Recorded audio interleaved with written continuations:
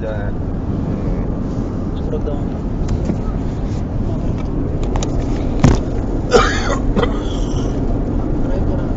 آپ کا سوال کیا ہے؟ ایک فیملی ہے شیخ، جماعت اسلامی سے جڑی ہوئی ہے وہ کافی سالوں سے. ابھی ہمارے دروس میں آ رہے ہیں وہ خاتون، اور ان کے شوہر بھی کبھی کبھار آتے ہیں. تو وہ جماعت اسلامی کے بارے میں مزید معلومات چاہتے ہیں کہ ان کی کیا غلطیاں ہیں، کیوں ہم ان کے دروس میں اور ان کے جو ساتھ شریک نہیں ہو سکتے، کیوں ان کے ساتھ مل کر کام نہیں کر سکتے. تو یہ ان کا سوال ہے. اگر کوئی یہ مشورہ لے رہا ہے کہ کیا جماعت اسلامی کے ساتھ یا جماعت اسلامی کی جو شاخیں دنیا میں پھیلی ہوئی ہیں، جدہ میں ہے، مکے میں کوئی ہیں ان کے ساتھ، یا آپ کے امبو میں اگر کوئی ہیں ان کے ساتھ ہم مل کر کے کام کر سکتے ہیں، تو میری نصیحت یہ ہے، زندگی بھر کا تجربہ ہے کہ مولانا مودودی کی جماعت میں پہلے علماء اس وجہ سے داخل ہوئے تھے، بڑے بڑے اہل حدیث علماء نے ان کو اٹھایا، ان کی جماعت کو، اس وجہ سے کہ انہوں نے جو پہلا اعلان کیا تھا کہ ہماری جماعت اسلامی کی بنیاد کتاب و سنت پر ہے. اس وجہ سے مولانا نذیر احمد صاحب ہمارے استاد، مولانا عبید اللہ رحمانی وغیرہ بھی سب موافق تھے، لیکن جب دیکھا کہ انہوں نے کتاب و سنت کو استعمال کر کے لوگوں کو دھوکہ دیا ہے، میں لفظ جان بوجھ کر کے استعمال کر رہا ہوں، تو سب الگ ہوتے چلے گئے. فی الحال جو جماعت اسلامی کی باڈی یا جماعت اسلامی کے لوگ ہیں، ان میں سب سے بڑی برائی یہ ہے کہ وہ جمہوریت کو اسلام سمجھتے ہیں، اسلام کا نظام حکومت سمجھتے ہیں. پورے طور پر ان کا یہ سمجھنا غلط ہے. وجہ یہ ہے کہ مولانا مودودی کی تقلید میں مولانا مودودی نے یہ سب باتیں کہی ہیں، اس وجہ سے وہ خالص مقلد، جس طرح کسی اور مذہب اور دین کے مقلد ہوں، یہ لوگ ان کی تقلید میں یہ باتیں رٹتے رہتے ہیں. اور سب سے بڑی خرابی یہ ہے کہ صحابہ کے بارے میں مولانا مودودی کا عقیدہ صحیح نہیں ہے، خاص طور پہ حضرت عثمان رضی اللہ تعالیٰ عنہ یا ان کی جنہوں نے تائید کی، اور ان کی خاطر حضرت معاویہ اور حضرت علی کے درمیان جو کچھ ہوا، اس میں بہت سخت ان کے الفاظ ہیں کہ انہوں نے غلطی کی، اور بلکہ حضرت عثمان کو متہم کرتے ہیں کہ انہوں نے ملوکیت کی بنیاد ڈالی. پیارے رسول نے حدیث میں خود کہا ہے کہ اس کے بعد ملک آئے گا، لیکن ملکن و رحمہ رہے گا. حضرت معاویہ کے زمانے کو، یزید رحمۃ اللہ علیہ کے زمانے کو کہا ہے ملکن و رحمہ. اس کے بعد کے لوگ آئیں گے ملکن عبود ہوگا، جس سے لوگوں کو تکلیف ہوگا، دانت کاٹنے والے بادشاہ یا بادشاہت. تو ہمارے مولانا نے حضرت عثمان رضی اللہ عنہ کو متہم کیا ہے کہ انہوں نے ملوکیت کے لیے راستہ ہموار کیا. سب سے بڑی غلطی جو کی انہوں نے حضرت عثمان کے رضی اللہ تعالیٰ عنہ کے بارے میں، کہ وہ کہتے ہیں کہ انہوں نے بیت المال کو اپنے قبیلے کے لوگوں پر خرچ کیا. اس وجہ سے لوگ ان سے مترفر ہوئے اور ان کے خلاف اٹھ کھڑے ہوئے، یہاں تک کہ ان کو شہادت نصیب ہوئی. یہ پورے طور پر جھوٹ ہے، جان بوجھ کر کے یا نہ جانے میں یہ جھوٹ بولا گیا ہے.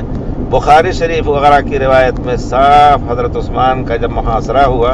تو حضرت عثمان نے کہا تمہارے اعتراضات کیا ہیں؟ تم یہ کہہ رہے ہو کہ ہم اپنا مال اپنے اقارب کو دیتے ہیں، تمہیں معلوم ہے کہ ہمیں اللہ تعالیٰ نے اپنے لوگوں میں سب سے زیادہ مال اموال دیا ہے. تبوک کے موقع پر 300 اونٹ پالان کے ساتھ ہم نے اور تیاری اسلحہ کے ساتھ ہم نے تیار کر کے اللہ کی راہ میں دیا جہاد کے لیے. بیر روما اس وقت کسی یہودی کا تھا، کتنا مہنگا کنواں ہم نے خرید کر کے، حضرت عثمان رضی اللہ تعالیٰ نے کہا کہ ہم نے خرید کر کے وقف کیا اپنے پیسے سے. جس کو بھی دیتا ہوں اپنے پیسے سے دیتا ہوں. لیکن اس صحیح روایت کو مولانا نظر انداز کر کے اور طبری وغیرہ کے ابو مخنف لوط ابن احیاء کے راستے سے جو شیعہ راوی ہیں، ان کے راستے سے جو روایتیں آئی ہیں، ان کا سہارا لے کر کے حضرت عثمان رضی اللہ تعالیٰ عنہ کو متہم کیا. پھر آگے چل کر کے جنگ صفین وغیرہ میں جو کچھ ہوا سب انہی کے ذمہ ڈالتے ہیں. یہ ان کی کتاب خلافت ملوکیت میں اس کی تفصیل ہے. بہت بڑی غلطی ہے.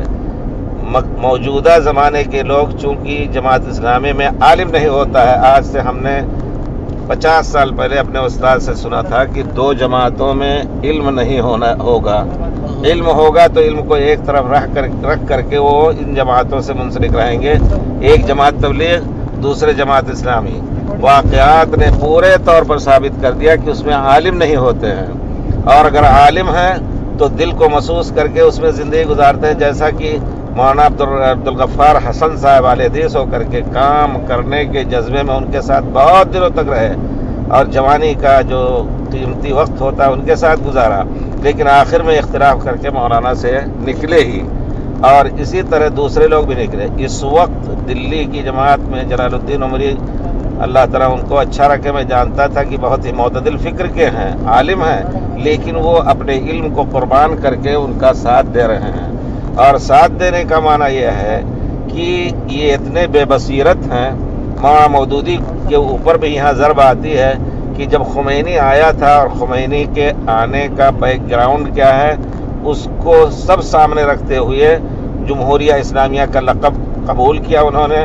اور جب آیا تو اپنی جماعت اخوان اور جماعت اسلامی اور انڈونیشیا کی حزب معشومی، جن سب کا تینوں کا منہج ایک ہے، ان کا ایک مشترکہ ان کی کانفرنس ہوئی، اس میں پاس کیا گیا کہ تمام تینوں جگہوں کے لوگ 35 آدمیوں پر مشتمل خاص طیارہ لیا جائے اور خمینی کے پاس جا کر کے تہنیت دی جائے، اس کو مبارکبادی دی جائے جمہوریہ اسلامیہ کی۔ گئے اور وہاں مہمانی قبول کی، رہے اور خمینی کو زیادہ سے زیادہ اس کی ہمت افزائی کی۔ حالانکہ دنیا جانتی ہے کہ رافضی کبھی مسلمانوں کے نہیں ہو سکتے ہیں، ہم ان کو کافر کہیں گے اس معنی میں، سب تو نہیں، لیکن جو یہ عقیدہ رکھتے ہیں کہ حضرت ابو بکر کافر، حضرت عمر کافر، حضرت عائشہ جہنمی اور زانیہ، قرآن کا انکار کر رہے ہیں، اس وجہ سے ان کو کافر کہیں گے۔ ان کافروں سے اگر آنکھ کھلنے کی بات تھی تو کم سے کم 25 سال پہلے ہی آنکھ کھل جانی چاہیے تھی کہ اس نے آ کر کے کیا دیا قوم کو جمہوریہ اسلامیہ کے نام سے، لیکن اب بھی اتنے بے بصیرت ہیں کہ ان کا ساتھ دے رہے ہیں، اب بھی وہ ان کا ساتھ دے رہے ہیں۔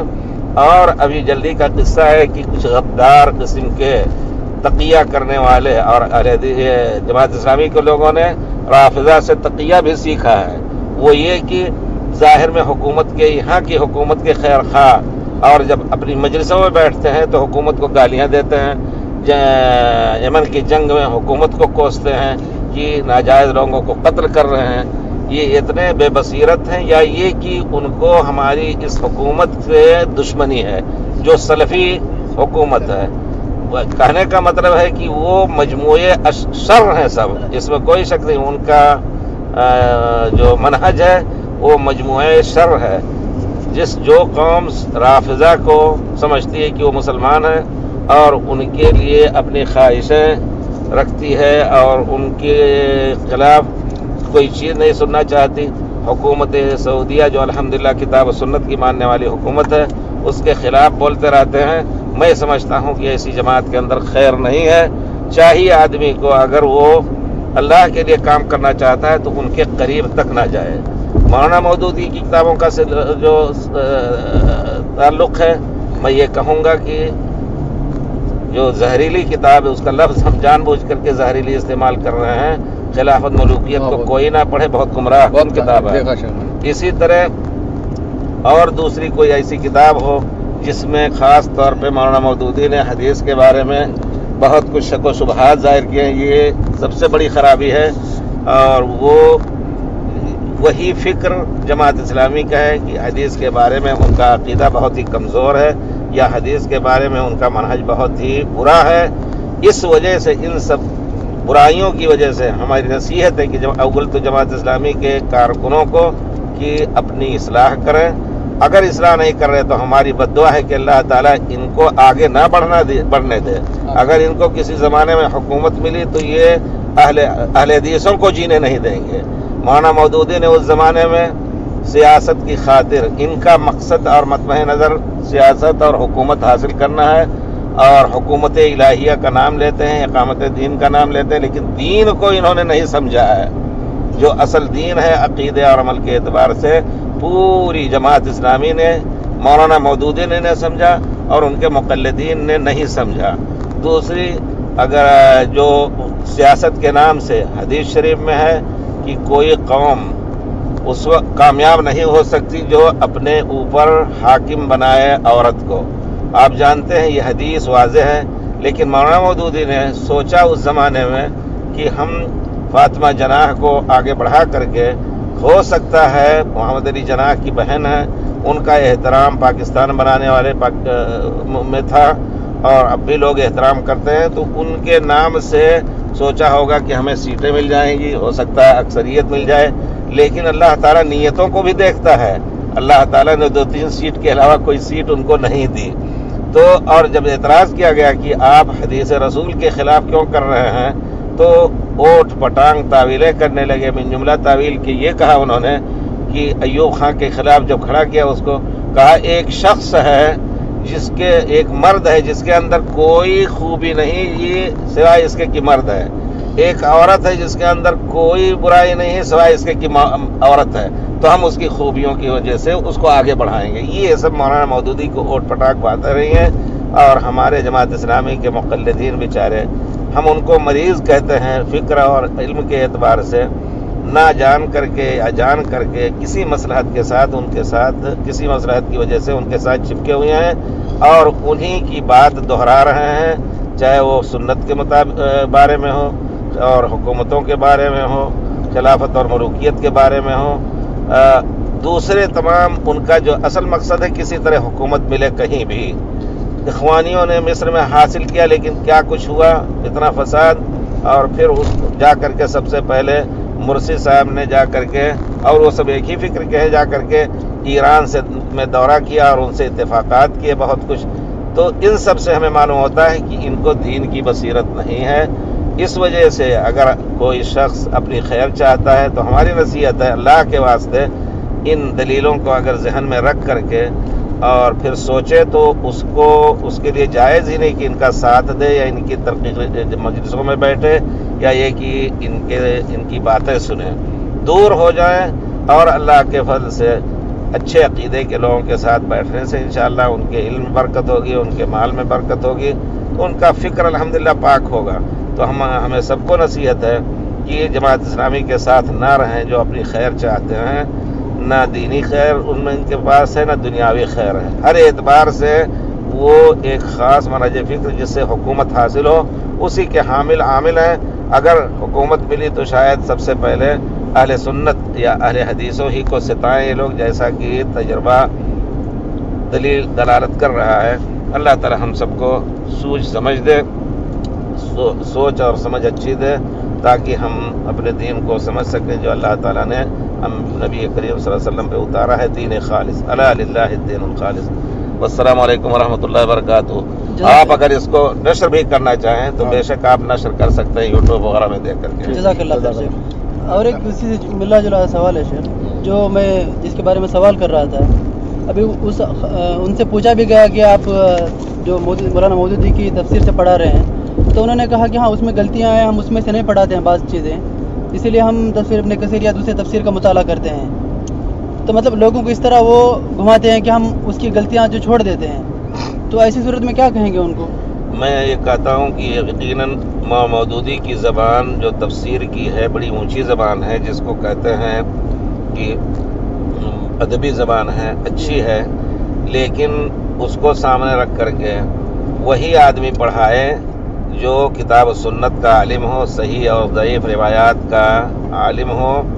ورنہ اس سے استفادہ کرے، ٹھیک ہے، سامنے اپنے تفسیر ابن کثیر رکھے، یا اگر اس کو اتنی استطاعت ہے تو تمام تفسیرات کا، چند تفسیرات کا خلاصہ لے کر کے لوگوں کے سامنے پیش کرے، لیکن اس تفسیر کو لفظ بلفظ پڑھ کر کے لوگوں میں پھیلانا یہ غلط ہے۔ جزاک اللہ خیر۔